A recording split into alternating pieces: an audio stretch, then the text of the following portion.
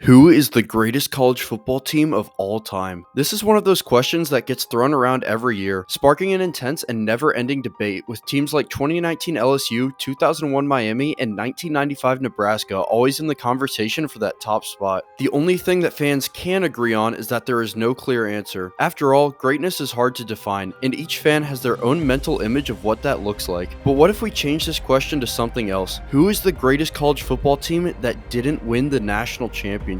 This question also seems like one with no clear answer. The teams that probably come to mind for most college football fans are the ones that dominated all year but fell just short of the national title, like 1983 Nebraska, a team that was ranked number 1 all year and featured a generationally great offense that put up unbelievable final scores, especially for the time period. They would fall just short of the national title, losing to Miami in the Orange Bowl on a failed 2-point conversion. Speaking of Miami, their 2002 team was also ranked number 1 all year, but they would lose in the national championship to Ohio State in double overtime after a controversial pass interference call kept the Buckeyes alive in the first overtime. Once again, it seems like we are going to have a debate that goes on forever, but that is not the case because the team we are going to be talking about today stands head and shoulders above the rest. This team won every game they played, and they didn't just win. They dominated legitimately tough teams all season. This is the story of the 1994 Penn State Nittany Lions.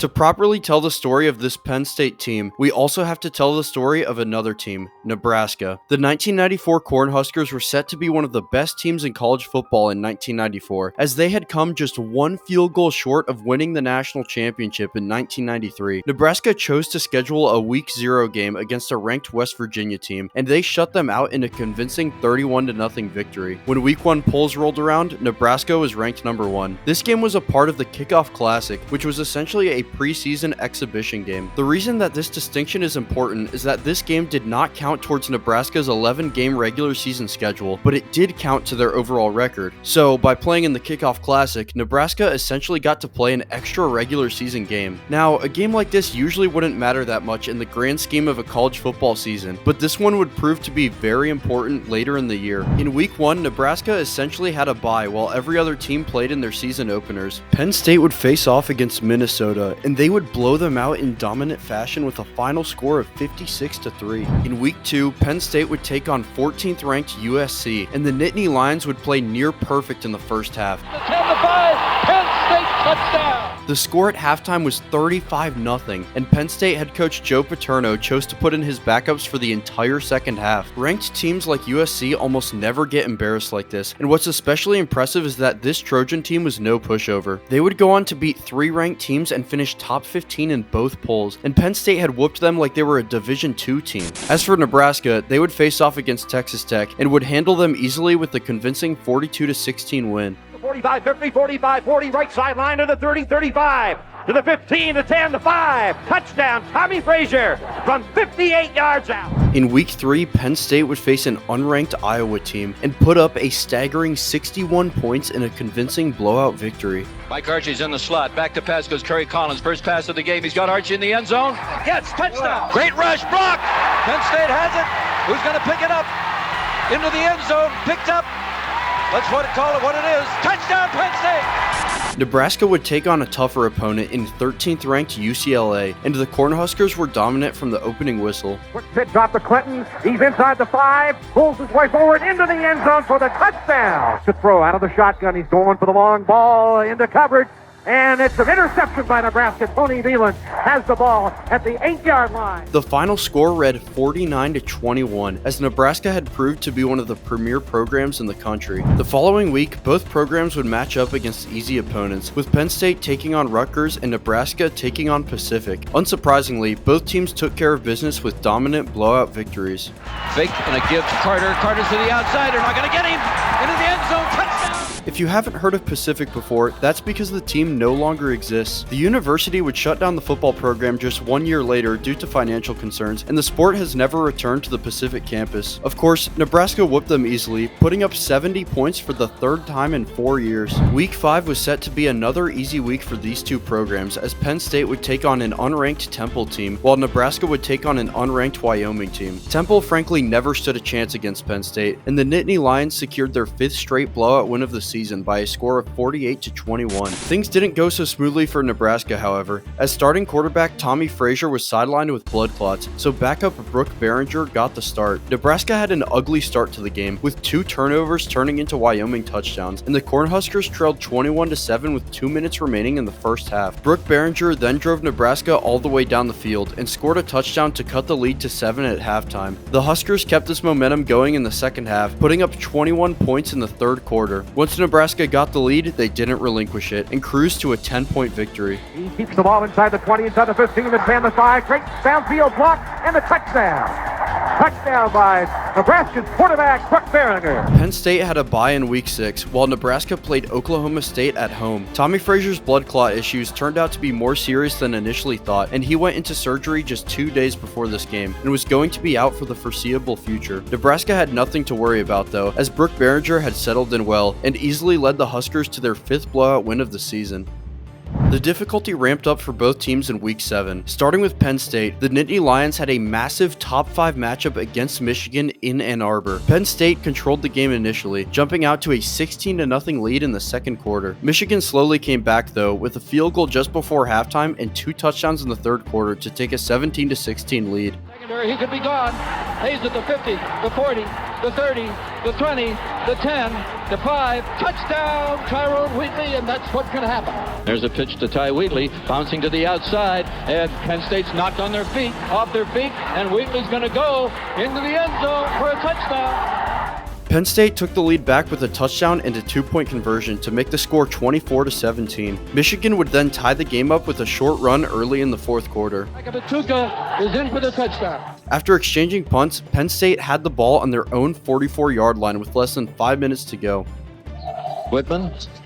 Then Carter. Carter gets the handle. He's at the 40. He's at the 35. He's at the 30. He's at the 25. He's at the 15-yard line. Just 5 plays later, Collins found his man Bobby Ingram to take a 7-point lead with less than 3 minutes left in the game. Michigan would get one last chance, but Penn State would pick off Todd Collins to secure their biggest win of the season. Now over to Nebraska. The Cornhuskers had a tough matchup, playing away against undefeated and 16th ranked Kansas State. Nebraska would once again deal with injury problems at the quarterback position, as it turned out Brooke Behringer had been unknowingly playing with a partially collapsed lung, so third-string quarterback Matt Turman got the start. Unsurprisingly, Nebraska relied heavily on running back Lawrence Phillips, giving him 6 straight carries on their second drive of the game, which resulted in a touchdown. Full house backfield, double tight ends. Turman turns, gives to Lawrence, touchdown, goes in and puts. Touchdown, Lawrence Phillips. Kansas State answered with a touchdown of their own early in the second quarter, but the extra point was blocked to maintain Nebraska's lead. This game was a brutal defensive battle, and the score at halftime read 7-6. Brooke Behringer replaced Matt Turman for the second half of this game, but was wearing a specially made flak jacket and was severely limited, so the Cornhuskers continued to rely on their run game. A run-heavy offense combined with a stifling defense turned this game into a slow field position battle, with no points being scored in the entire third quarter. Finally, junior fullback Jeff Makovica scored from 15 yards out to give Nebraska an 8-point lead. A late drive and a field goal would ultimately secure a gutsy 17-6 victory for Nebraska. In Week 8, Penn State finally found themselves at the top of the polls. This was one of the closest polls I've ever seen, with Penn State, Nebraska, and Colorado all vying for that top spot. Interestingly, Nebraska had actually gotten the most first-place votes, but was ranked the lowest of the 3. Penn State would get to relax with their number 1 ranking for now, as they had a bye week. Meanwhile, Nebraska would play against a weak Missouri team. With Brooke Behringer back in good health and Lawrence Phillips in the backfield, Missouri never stood a chance. Behringer, toss sweep right side to Lawrence, behind blocking, he gets in and touch. Touchdown, Lawrence Phillips. Now we arrive at Week 9, the most important week of the 1994 college football season. Both Penn State and Nebraska had massive matchups, with Penn State playing at home against a ranked Ohio State team, and Nebraska playing at home against number 2 Colorado. No matter what, these 2 games were going to have massive implications at the top of the polls. Let's go in chronological order, starting with the Nebraska game at 11 a.m. During this time period, the Nebraska-Colorado game was often the decider for the Big 8 title, with the Cornhuskers having beaten the Buffaloes each of the last 2 seasons. This Colorado team was different though. The Buffaloes featured an explosive offense led by Cordell Stewart and had already beaten 5 ranked teams, including a win over number 4 Michigan in Ann Arbor, a game that was appropriately named the Miracle at Michigan. Back goes Stewart, taking a lot of time. Time has run out. Stewart's throwing it to the end zone. The ball's in the air. Caught! Colorado scores! The ball was tipped, and the Buffaloes came up with it. Time has run out. Colorado has won the game.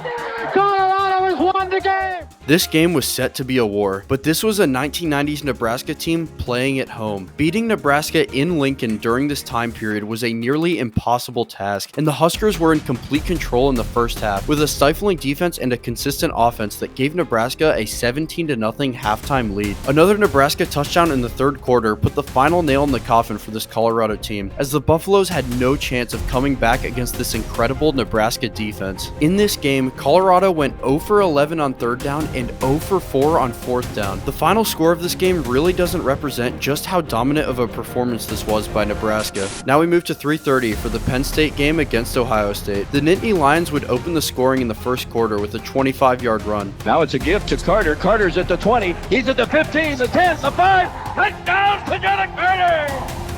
Once they got the lead, they never looked back, as Penn State would put together one of the most complete games in program history. Pitch to Carter. Carter going toward the corner. They can't catch him. Carter, his second touchdown of the day. There's a fake to Carter. Collins looks, throws into the corner for Ingram. Touchdown! There's a pitch to Carter to the short side. He cuts back against the grain. He's at the 25, the 20, the 50. Goodbye! 35-0 was the score at halftime. This was just unbelievable, and the scoring kept coming in the second half. Gets the handoff and straight ahead at 10. He's at the 5. He's into the end zone. Touchdown! He's back to pass. He's looking at a slant, and it's intercepted. Intercepted by Brian Miller, and it could have stayed on his feet. We might have seen 6 more. And they go on a delay. Carter's all by himself. Nobody laid a glove on him. Receivers, he's straight back to pass. It's a little screen. It's intercepted by Chris Mazik. Are you going to get it, Chris?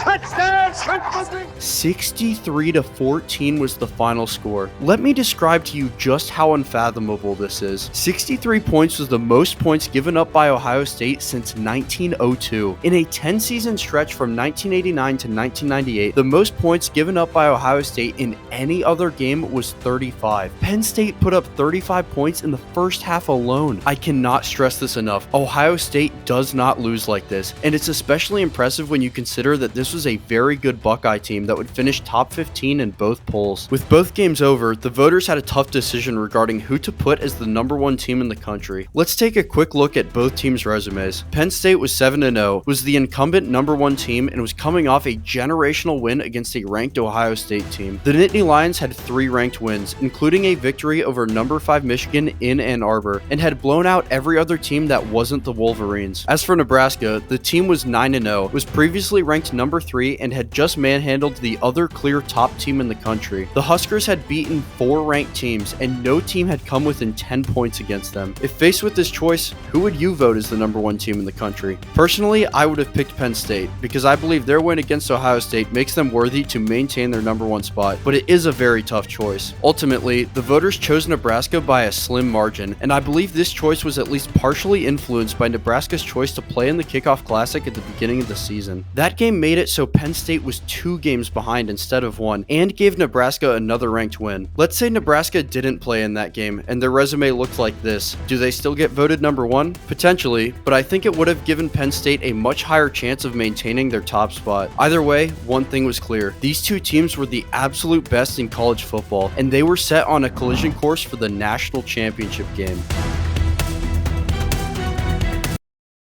Well, that would be the case if college football was a normal sport run by people with functioning brain cells, but unfortunately, at this point in the season, Penn State already did not control their own destiny. Let me explain why with a rapid 1-minute history lesson starting right now. Most college football fans are probably familiar with the CFP and BCS eras, which successfully, albeit with lots of controversy, created national championship games. However, there were actually 2 attempts to force a national championship game before the BCS, and those were the Bowl Coalition and the Bowl Alliance. Since we are in 1994, we are dealing with the Bowl Coalition. The coalition had 5 member conferences and gave out bowl bids to the 5 conference champions and 5 at-large teams. Unfortunately, the Big 8, SEC, and Southwestern Conference champions were contractually obligated to play in the Orange, Sugar, and Cotton Bowls respectively. So if the Big 8 champion was ranked number 1 and the SEC champion was ranked number 2, for instance, the two teams would not play in a national championship game but would instead play in their respective bowl games. However, if say the Big 8 champion was ranked number 1 and the Big East champion was ranked number 2, the two teams would play for the national title in the Orange Bowl. Nebraska was part of the Big 8, so they were contractually tied to the Orange Bowl. Penn State was part of the Big 10, which at first glance is not one of the problematic conferences. However, that's because the Big 10 was not a part of the bowl coalition at all. The Big 10 champion was contractually obligated to play the Pac-10 champion in the Rose Bowl. The coalition tried to get the Rose Bowl to release the two conference champions, but they refused, leaving the college football world with this horribly screwed up system. If none of that made sense to you, that's okay. All you need to know is that no matter what, Penn State and Nebraska could not play each other for the national championship because the powers that be despise things like fair competition, logic, and happiness.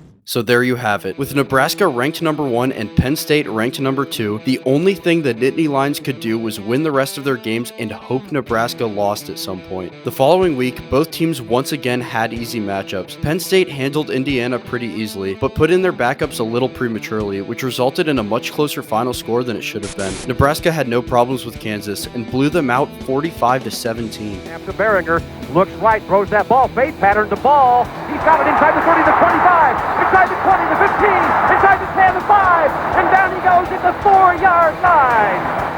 The next week looked to be another easy week for both teams, with Penn State traveling to Illinois and Nebraska traveling to Iowa State. Penn State had a terrible start to their game, as an early turnover was quickly turned into an Illinois touchdown. On their next drive, Collins would be intercepted and Illinois would once again turn it into a touchdown. Penn State would go nowhere on their next drive, and Illinois would quickly score yet another touchdown to go up 21-0. Somehow, this seemingly invincible Penn State team was trailing by 3 scores after just 5 minutes of gameplay. But teams of this caliber don't go down without a fight, and Penn State went on a 99-yard touchdown drive early in the second quarter. Soon after, a deep pass brought the Nittany Lions within 7. The teams then traded touchdowns, and Illinois hit a field goal to take a 10-point lead into the fourth. Midway through the fourth, Penn State converted a clutch fourth down and scored to make the score 31-28. The defense would force Illinois to punt, but that didn't exactly make it easy for the offense. Nice spiral. Oh, it's going to go over Mike Archie's head. He's going to let it hit, and it's rolling all the way down to the 5-yard line, inside the 5 at the 4. It was do or die time. The Nittany Lions had to go 96 yards to keep their perfect season alive. They get to Carter on the counter. He breaks it out. He's at the 50. He's at the 45 and has a first down inside the 45 in Illinois territory. Play action, back to pass. Kerry Collins throws. It's complete at the 18-yard line. Blitz set in the backfield. Milne and Carter. Single coverage on Ingram. Kerry Collins looks, throws over the middle, caught by Ingram at the 10-yard line. Kajana Carter on the wing left and in motion to the right, and they give to Milne. Touchdown, Penn State! Yes, sir, never in doubt. Motion, they followed him a little bit. Hey, Brian Milne has become a complete football player. 3 wideouts. All right. Same offensive formation. And they're going to throw it up the grass. Now somebody has to just be there to knock that ball down. Can't give them too much time.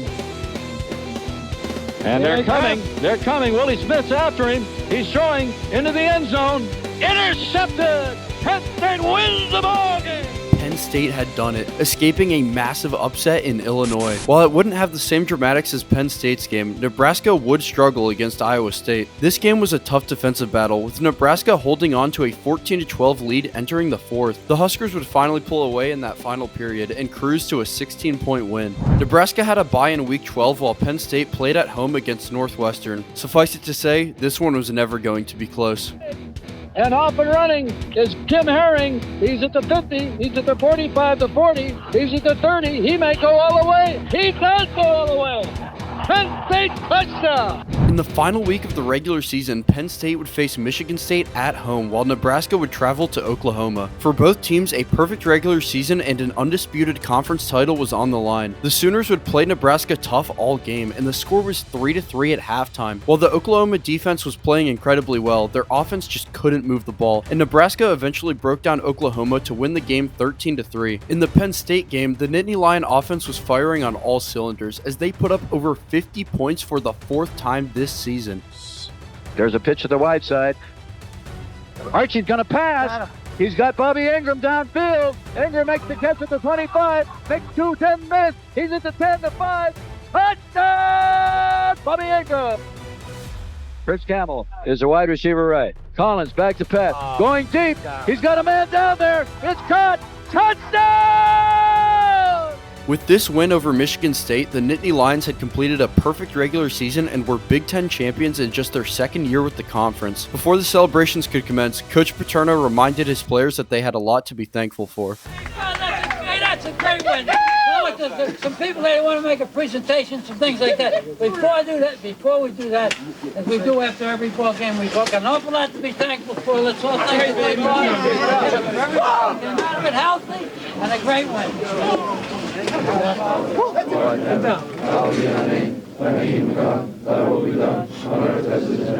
Give us this day our daily bread. Forgive us our trespasses, as we forgive those who trespass against us. Lead us not into temptation, but deliver us from evil. Thine is the kingdom, the power, and the glory forever.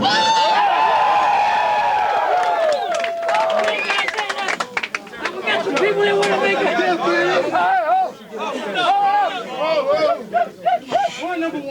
In case you guys forgot, we're going to Rose Bowl.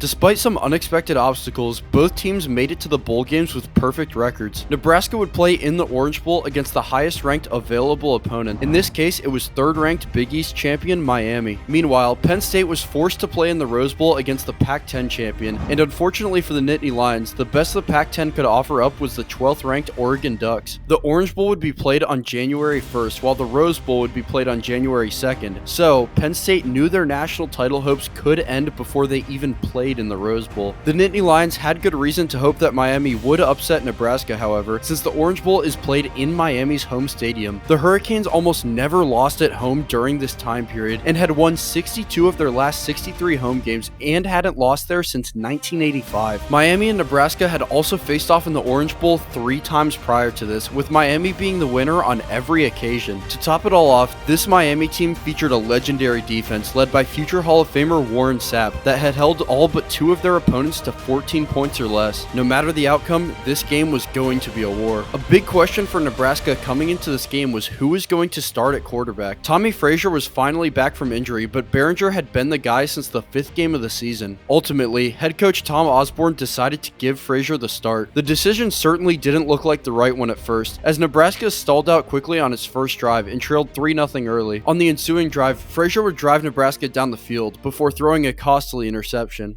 Tommy in the A set takes the snap, option right, pulls back the throw out of it, goes long. He's got Abdul between double coverage. It's intercepted.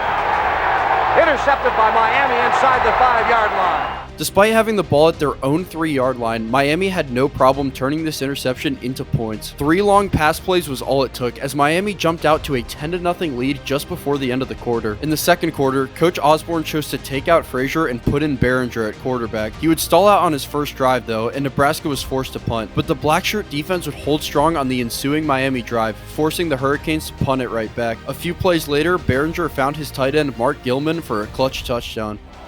Foot drops back, rolls to the right, run pass option. Mark Gilman's got the ball. Mark Gilman for the touchdown. Neither team scored for the remainder of the second quarter, and Nebraska trailed 10-7 at halftime. In the Husker locker room, the normally cool and emotionless Osborne gave an impassioned and prophetic speech. I think we're going to wear them out. As a matter of fact, I know we are. I think we're in better condition. We have more depth. So just keep hammering them. That's the main thing you got to do is hit them now. They're going to get rejuvenated a little bit at the half, but just keep going after them now in this third quarter. In the fourth quarter, we'll be able to do what we want to do, and we'll get it done. Don't anybody ever lose confidence. We're going to get it done. It's going to happen, and it'll happen late in the ball game probably. But if we keep going, we're going to be all right. If you guys will get your hands down, they're going to get a critical penalty at a time that's going to kill them. I mean, we do not want the dead ball foul. You understand that? So I don't want anybody being a banty rooster. I don't want anybody pushing or shoving, because it's going to be 2 flags and offsetting penalties. The more they talk, the more that kind of stuff they do, the harder you play. All right? Now listen, fellas, we're going for the national championship. We got 30 minutes to get it done.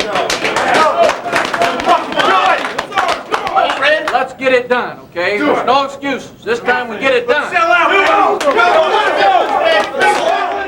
Despite the speech, the third quarter looked to be a repeat of the first, as Miami scored a quick touchdown to take a 10-point lead, and followed it up by forcing a 3-and-out on Nebraska's first drive. On Miami's next drive, one of Coach Osborne's prophecies came true. On 2nd and 10, Nebraska's Christian Peter put his hands down and didn't fight back after a shove from a Miami player. The Hurricanes were given a 15-yard personal foul for this, which backed them up to their own 4-yard line. On the very next play, this happened. Costa sets up in the backfield. They're going to get it for safety.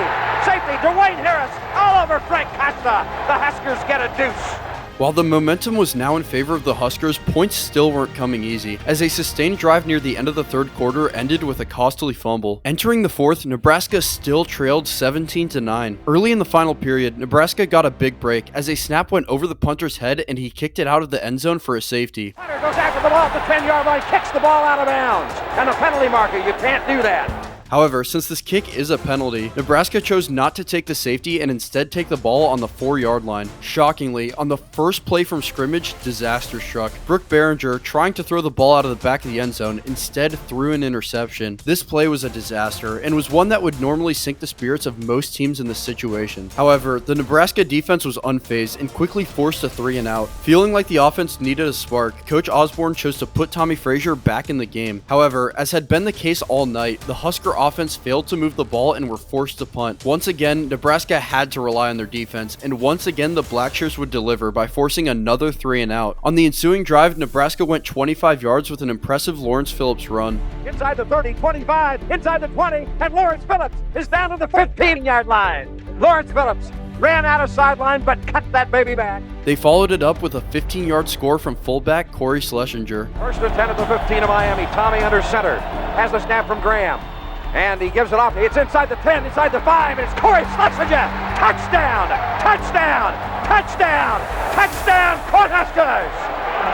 Nebraska then went for 2 and got it to tie the game at 17 apiece. Then, for the third straight time, the Blackshirt defense forced a 3-and-out. It was clear on the faces of the Miami players that they were growing tired, and with a fired-up Nebraska offense led by the legs of Tommy Frazier, it was only a matter of time before the Huskers broke through. Schlesinger and Phillips in the eye, the snap to Tommy, and the give on the trap play, and it's Schlesinger inside the 5, in there for the touchdown! He's got the touchdown! It's the touchdown for Corey Schlesinger, and Nebraska takes the lead with 2:46 left to go in the ball game. Corey Schlesinger scored his second touchdown of the game to give Nebraska a 24-17 lead. All Nebraska had to do was stop Miami one more time and they were national champions. The Hurricanes only went backwards on their first 3 plays from scrimmage and faced a desperate 4th and 19. Costa, nobody with him in the backfield, takes the snap, he's in the end zone. He throws long down the near sideline, it's a jump ball, and it is it's intercepted! Intercepted by Nebraska! The Huskers have the ball! It was all over. Nebraska were national champions. It was pure elation for the Husker players who had won it all after coming so close the previous year. And what a great moment it was for Tom Osborne, who in his 22nd year as head coach had finally won the national championship. While it was celebration time in Nebraska, the same could not be true for Pennsylvania. Penn State fans understood the reality of what had just occurred. Now, no matter what happened in the Rose Bowl, Penn State would not be named national champions. It's not that there was nothing to play for anymore. After all, a perfect season and a Rose Bowl were still on the line, but college football's most coveted crown would never be theirs. Oregon got the ball to start the game and moved the ball well, but stalled out around midfield. On Penn State's first drive, all it took was a handoff to Kijana Carter to draw first blood. They toss Carter the motion for the same side. Carter hit, breaks tackles, 20, 30, he's gone. Goodbye to the 40, 50, all the way down the middle. Kijana Carter, 84 yards for the score. Penn State on the board. Oregon wasn't going to go down without a fight, however, and quickly tied the game with a 1-yard pass. Get it in, play fake, going for the tight end. Wilcox wide open, he's there. Touchdown Oregon. Early in the second quarter, Penn State would once again take a 7-point lead, starting with a deep pass from Kerry Collins. Drop for Kerry Collins with time, goes for the home run, down the far side, has his man complete to the 5. They give over to the left side, Mills in. Touchdown Penn State, the Nittany Lions take the lead. Just before halftime, Oregon drove deep into Penn State territory, but ultimately came up empty-handed as the clock ran out on them. Pass, looking over to the right side, fires, man is there, it's McLemore, and he is going to go down to the 5, and that's the end of the half. Oh, not a good play. That is the end of the half. The defensive battles would continue in the second half as both teams went scoreless through the first 10 minutes of the third quarter. Then Oregon tied it up with an impressive touchdown catch in the front corner of the end zone. With the two wide receivers set, and they're both on the wide side of the field to play fake. O'Neal with pressure, goes into the corner of the end zone looking for a receiver. He's got a man at the goal line. It's Christian McLemore. Touchdown, Oregon. On the ensuing kickoff, Penn State would get a deep return to take the momentum right back. In the middle it goes. It'll be Ambrose Fletcher from the 7. Up the left side of the 10, 15, 20. Breaks it to the 30. Gets outside. Beats the place kicker to the 40. To the 50. A foot race down the far side. They'll catch up with him at the 30 and knock him down from behind. Running them down, Isaac Walker. Several plays later, Carter found the end zone for the second time. 2nd and 6. Give to Carter. Huge hole. Left side. He's gone to the 15, 10, 5. Touchdown, Kinshasa Carter.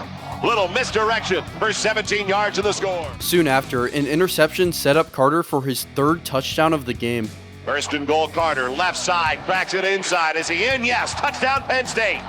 This was essentially the dagger, as Oregon stood no chance of coming back against this tough Penn State defense. Penn State would tack on 10 more points late in the 4th quarter and cruise to a 38-20 victory. 2nd and 6 at the 9.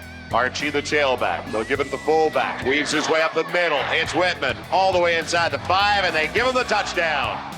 So there you have it, a perfect season with no national championship to show for it. This was something all too familiar with Penn State fans and head coach Joe Paterno, as this was the 4th Penn State team under Paterno to have a perfect season and not win the national championship. But this 1994 team was different than the others. This team didn't just win, they completely dominated legitimately good teams all year, and they played in an era where you were supposed to be able to play for the national championship instead of letting the voters decide it. This Penn State team wasn't just very good, they were legitimately great and consistently find themselves listed in the top 25 for the greatest college football teams of all time. Here they remain, surrounded by the greatest undefeated national champions the college football world has ever seen, but with no ring to show for it.